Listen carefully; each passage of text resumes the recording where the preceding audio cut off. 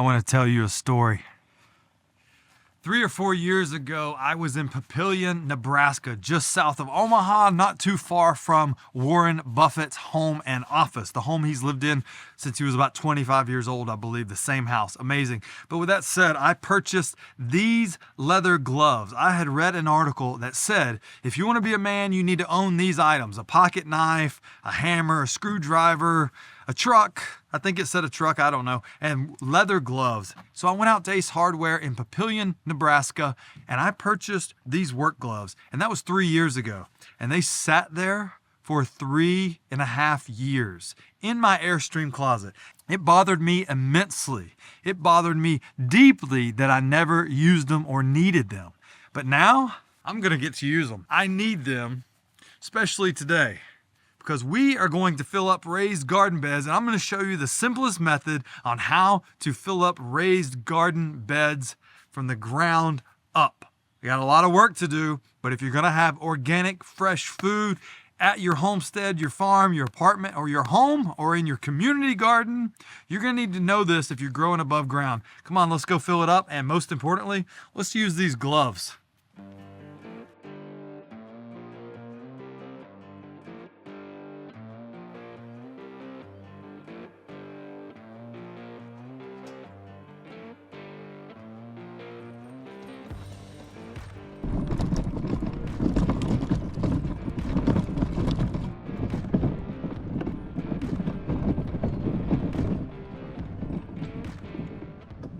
All right, so you've gotten your raised garden beds and you're ready to fill them. So this is the 17-inch size. It's a little lower, as you can see, you kneel down. But over here, we have the 32-inch size, a much larger. I believe it's 30, 32, 33 inches tall, much larger.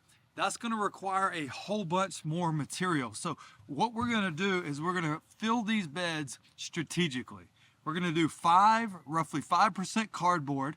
We're going to do about 40 or 45% wood. Now that's a lot of wood. I've been cutting it off of my property. You can pick up limbs or whatever you have in your yard.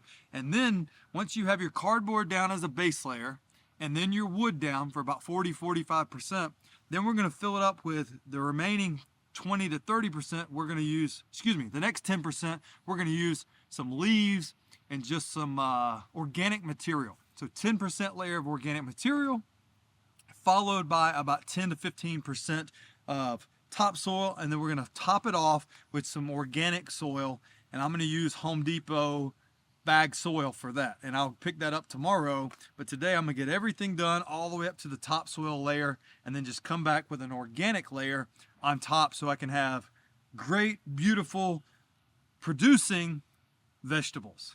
Oh man, this is gonna fuel my bulk up in the fall and the winter and help me be healthier year round. And maybe I'll have enough bounty to help feed my neighbors and friends. That's the goal. Let's get busy.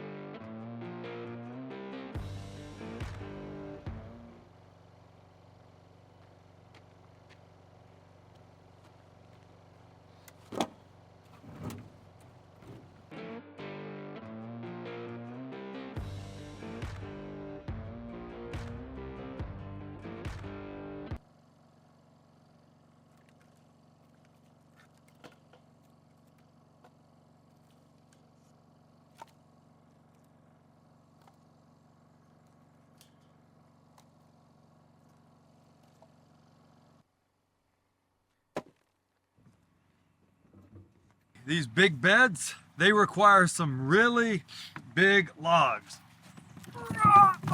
Yeah, baby.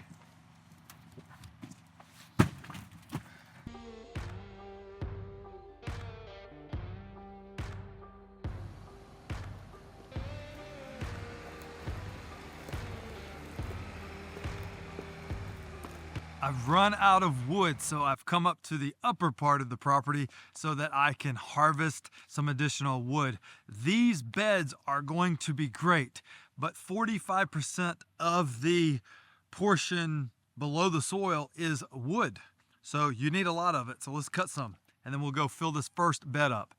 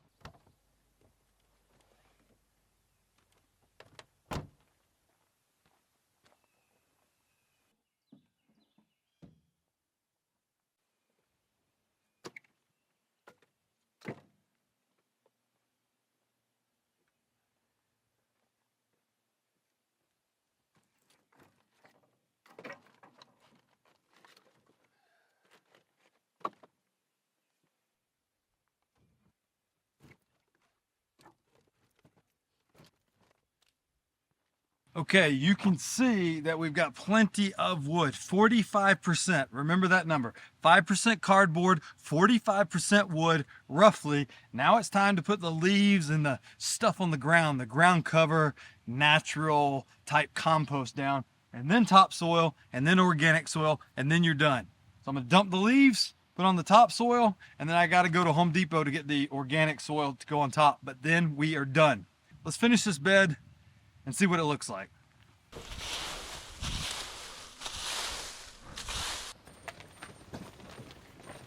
Ooh. Would you looky here, we got a whole bunch of organic matter. All right. I got a feeling it's gonna take 2 dumps of this, but this should go in, fill in the cracks, and begin to give us the proper base for the soil. We are almost there. We're making progress. I can't wait to have my first bed filled up.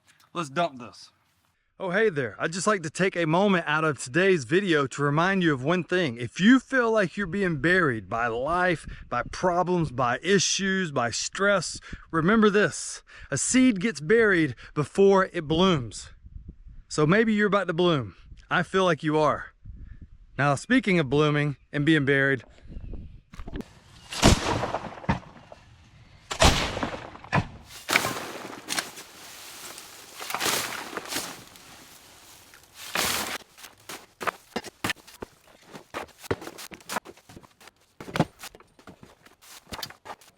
I thought it was going to take 1 bucket load, but it ate that bucket load up and I still have half left. Look at that.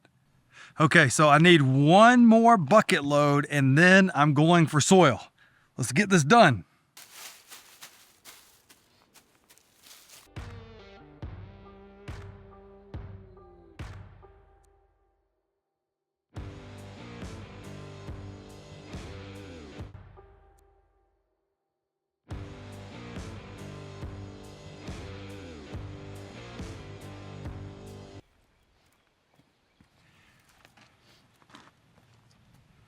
Raised garden bed filled.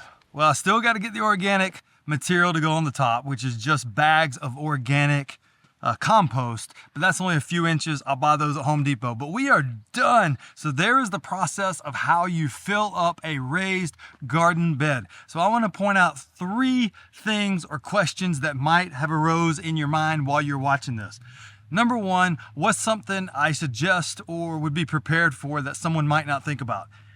I don't know if you noticed, but that's a lot of wood for each raised bed. If you use this method, I forget the name of it, but I'll put it up on the screen if I remember.